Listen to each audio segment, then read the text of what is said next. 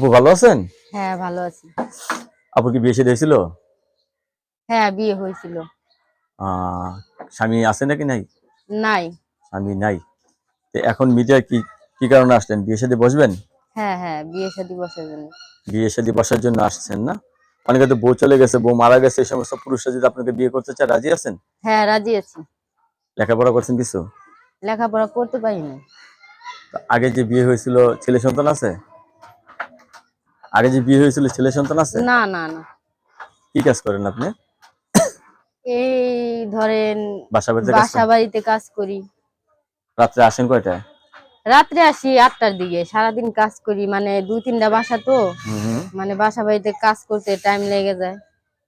আচ্ছা। রাত্রে আসি ৭টা। আইসে তো আবার রান্না বান্না করেন না? হ্যাঁ, রান্না বান্না করি একা। তো একাই থাকতেছেন রাত্রে? হ্যাঁ, একাই থাকি। কষ্ট হয় না? হ্যাঁ, কষ্ট তো হবেই। কারণ একলা কারো জীবন হয়।